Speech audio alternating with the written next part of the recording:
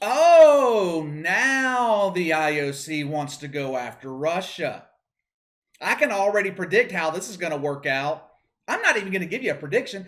I'm going to give you a guarantee. I have never fully guaranteed anything before on the channel. Today, I'm going to give you a guarantee. Let me give you a little bit of a backstory because I don't think most people know about this.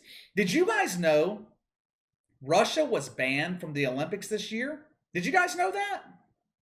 I can't blame you if you didn't, when you consider the fact that Russian athletes have already won 52 medals at the Olympics, putting them in third place behind China and the United States.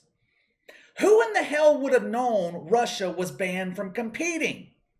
But this isn't really Russia, you guys. No, that's not Russia. Those aren't Russian athletes out there. Don't you call them Russians. Russia is banned. This is the Russian Olympic Committee. Yeah, the Russian Olympic Committee. The Russians took this Olympic ban so seriously that they didn't even bother taking the name of their country out of the new name of their Olympic team.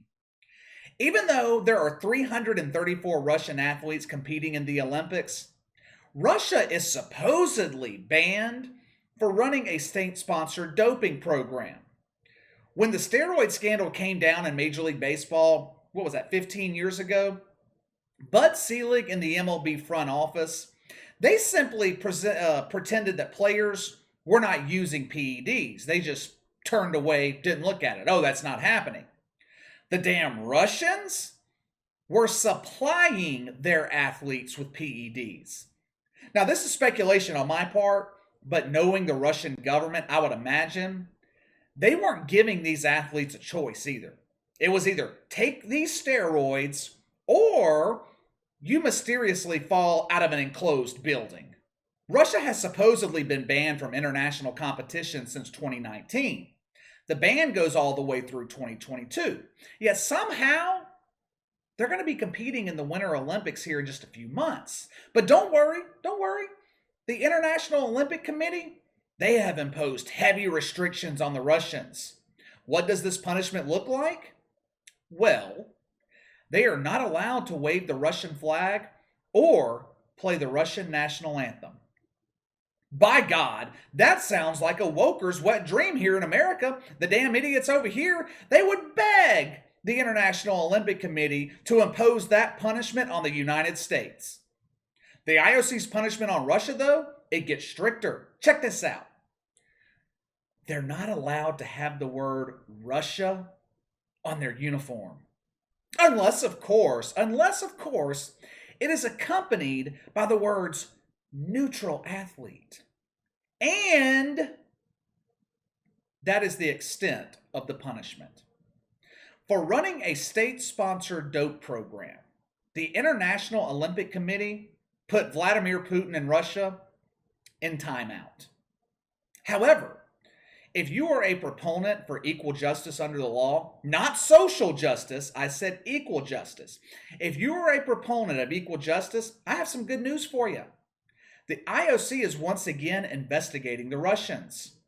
You see, the Russians, they're not fans of the LGBT community. To be perfectly honest with you, you don't want to be gay, bisexual, or transgender in Russia. They will literally make your life a living hell. I wouldn't classify it like living as a gay person in Iran, but Russia, not a homosexual paradise by any means. This is why I get so pissed off about the damn wokers here in America. They keep pushing the boundaries of what's acceptable. These people would not survive 24 hours in Russia or Iran.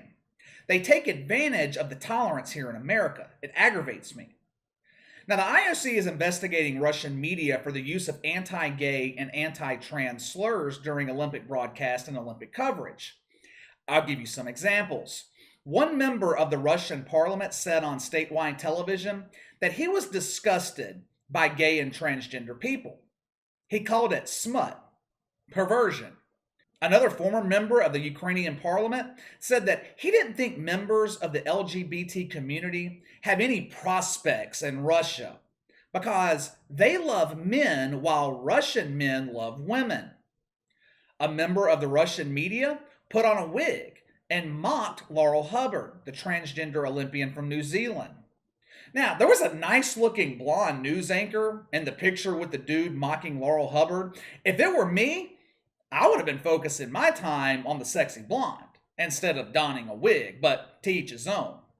Those are just a few examples. There are many, many more. The IOC considers this to be a violation. They issued the following statement to the BBC, quote, "We have been in contact with our contractual broadcasting partner in Russia in order to get clarity on the situation and to underline the fundamental principles of the Olympic Charter, and we are following up accordingly," end quote.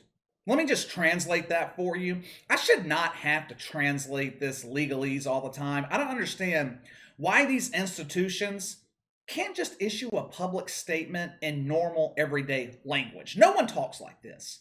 But here's the translation. We at the IOC have proven that we don't care about Russia doping their athletes, but we draw the line at free speech criticizing the LGBT community. That being said, we are deathly afraid of the Russians, and we're not going to do a damn thing about it. I guarantee you, nothing is going to come out of this.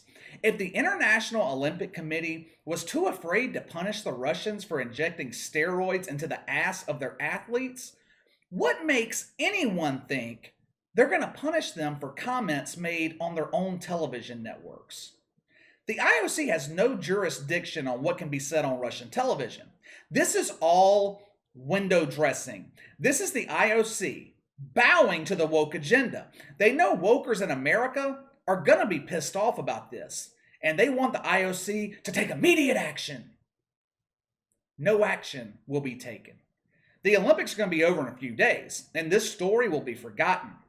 I just found it interesting that the IOC is going after a country over free speech. And look, I don't agree with how the Russians treat members of the LGBT community. I have said this 1,000 times. I'm going to say it again.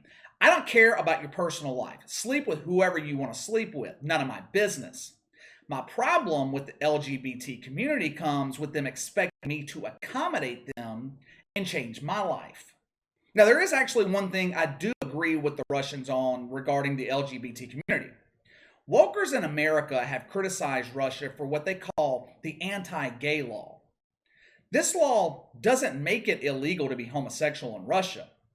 It bans organizations from producing and promoting propaganda geared towards children with a gay message. For example, I don't know if you guys have seen some of the garbage they're trying to get into elementary schools here in America.